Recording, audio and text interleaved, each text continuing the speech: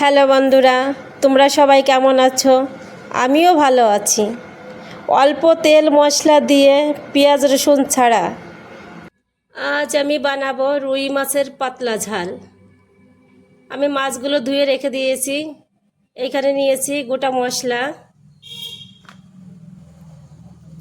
গোটা মশলায় নিয়েছি 3টে লবঙ্গ, দুই টুকরো দারচিনি, একটা এলাচ, 2টো শুকনো লঙ্কা, 2 টুকরো আদা, ধনে পাতা, গোটা জিরে, টমেটো, কাঁচা লঙ্কা।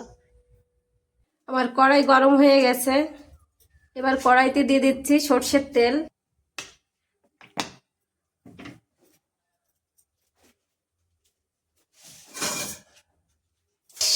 মাছটা যাতে লেগে না যায় তেলটা সব জায়গায় মাখিয়ে নিলাম।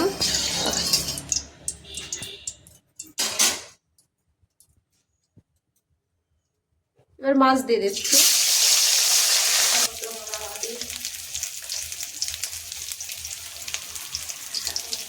মাছ ভাজা এখন হয়ে গেছে, দেখো কি সুন্দর করে ভেজেছি, লাল লাল করে। এইভাবেই ভেজে নিতে হবে। এবার আমি মাছটাকে নামিয়ে নিচ্ছি।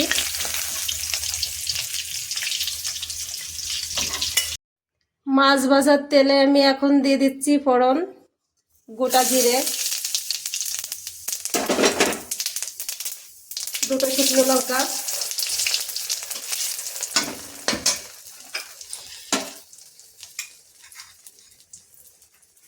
এক চা চামচ আদা বাটা,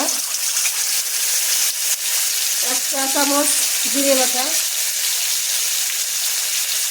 দিয়ে ভালো করে মিশিয়ে নিতে হবে।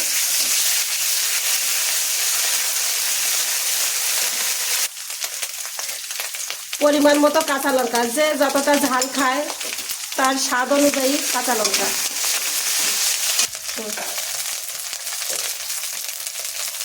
মশলাটা কিছু সময় কষানোর পরে দিয়ে দেবো টমেটো কুচি। টমেটো কুচি দিয়ে ভালো করে এভাবে মিশিয়ে নিতে হবে মশলার সঙ্গে। এবার মশলাটা কিছু সময় কষানোর পরে দিয়ে দেবো পরিমাণ মতো লবণ,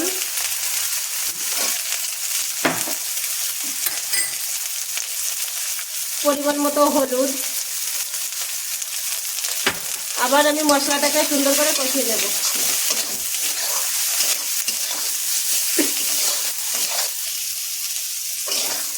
মশলা আমার কষানো কমপ্লিট, দেখো তেল ছেড়ে দিয়েছে। এবার আমি পরিমাণ মতো জল দিয়ে দিচ্ছি।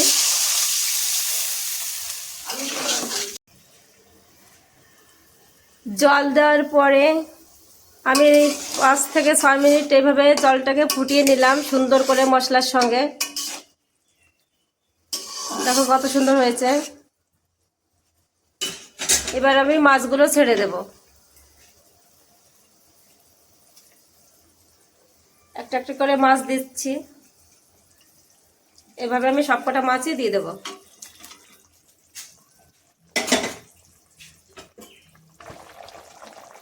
আমার রুই মাছের পাতলা ঝালটা প্রায় রেডি। দেখো কি সুন্দর হয়েছে,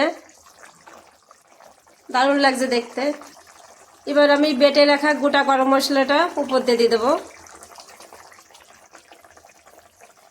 দিয়ে আবার সুন্দর করে আমি এভাবে মিশিয়ে নেব।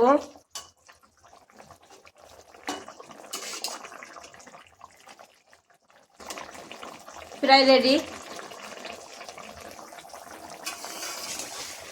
ঝালটা প্রায় হয়ে এসছে। আমি নামিয়ে নেওয়ার আগে উপর দিয়ে কিছু ধনেপাতা কুচি দিয়ে দেব। বন্ধুরা, আমার রেসিপিটা যদি তোমাদের ভালো লেগে থাকে, like, comment, share and subscribe করে পাশে থেকো। তোমরা ভালো থেকো, সুস্থ থেকো।